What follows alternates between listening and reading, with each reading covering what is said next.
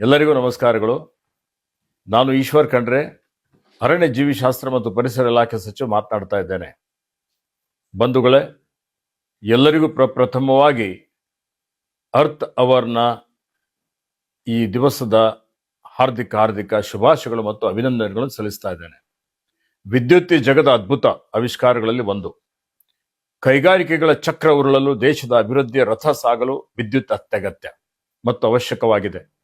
ಆದರೆ ಇಂದಿನ ದಿನಮಾನದಲ್ಲಿ ವಿದ್ಯುತ್ನ ಅಪರಿಮಿತ ಮತ್ತು ಅನಗತ್ಯ ಬಳಕೆ ಆಗುತ್ತಿರುವುದು ಅತ್ಯಂತ ವಿಷಾದದ ಸಂಗತಿ. ವಿದ್ಯುತ್ ಅಭಿವೃದ್ಧಿಗೆ ಹೇಗೆ ನಾವು ಮಹತ್ವ ಕೊಡುತ್ತೇವೆ, ಅಷ್ಟೇ ಪ್ರಮಾಣದಲ್ಲಿ ಪ್ರಕೃತಿ ಮೇಲೆ ಪ್ರತಿಕೂಲ ಪರಿಣಾಮವನ್ನು ಅದು ಬೀರುತ್ತದೆ ಅಂತ ಹೇಳಿ ನಾವು ತಿಳ್ಕೊಳ್ಬೇಕಾಗ್ತದೆ. ವಿದ್ಯುತ್ ಉಪಕರಣಗಳಿಂದ ಹೊರಸೂಸುವ ಶಾಖದಿಂದ ಜಾಗತಿಕ ತಾಪಮಾನ ಏರಿಕೆ ಆಗ್ತಾ ಇರ್ತಕ್ಕಂಥದ್ದು ಎಲ್ಲರ ಗಮನದಲ್ಲಿದೆ. ಇರುವಂಥದ್ದು ಒಂದೇ ಭೂಮಿ. ಈ ಭೂಮಿಯನ್ನು ಸಂರಕ್ಷಿಸುವುದು ನಮ್ಮೆಲ್ಲರ ಆದ್ಯ ಕರ್ತವ್ಯವಾಗಿದೆ.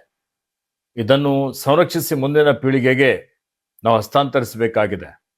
ಆ ನಿಟ್ಟಿನಲ್ಲಿ ನಾವು ವಿದ್ಯುತ್ತನ್ನು ಹಿತವಾಗಿ ಮಿತವಾಗಿ ಬಳಸಬೇಕು. ಈ ನಿಟ್ಟಿನಲ್ಲಿ ಜಾಗತಿಕವಾಗಿ ಜಾಗೃತಿ ಮೂಡಿಸಲು ಪ್ರತಿ ವರ್ಷ ಮಾರ್ಚ್ ತಿಂಗಳ ಕೊನೆ ಶನಿವಾರ ಅರ್ತ್ ಅವರ್ ಆಚರಿಸಲಾಗುತ್ತದೆ. ಅರ್ತ್ ಅವರ್ WWF ಆಯೋಜಿಸುವ ಜಾಗತಿಕ ಜಾಗೃತಿ ಆಂದೋಲನವಾಗಿದೆ.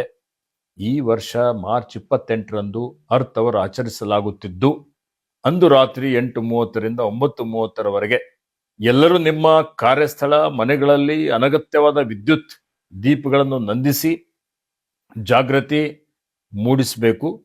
ಹಾಗೆ ಭೂಮಿಯನ್ನು ಉಳಿಸುವ ಒಂದು ಸಂದೇಶ ನಾವು ನೀವೆಲ್ಲರೂ ಸೇರಿ ಸಾರೋಣ. ಕರ್ನಾಟಕ ರಾಜ್ಯದ ಅರಣ್ಯ ಜೀವಿಶಾಸ್ತ್ರ ಮತ್ತು ಪರಿಸರ ಸಚಿವನಾಗಿ ನಾನು ನಾಡಿನ ಎಲ್ಲ ಜನರಿಗೂ 1 ಗಂಟೆಗಳ ಕಾಲ ಅನಗತ್ಯ ವಿದ್ಯುತ್ ಬೆಳಕನ್ನು ನಂದಿಸಿ ಈ ಭೂಗ್ರಹ ಇರುವಂತ ಒಂದೇ ಭೂಮಿಯನ್ನು ಸಂರಕ್ಷಿಸಲು ತಾವೆಲ್ಲ ಸಹಕರಿಸುತ್ತೀರಿ ಅಂತ ಹೇಳಿ ನಾನು ನಂಬಿದ್ದೇನೆ. ಎಲ್ಲರಿಗೆ ಧನ್ಯವಾದಗಳು.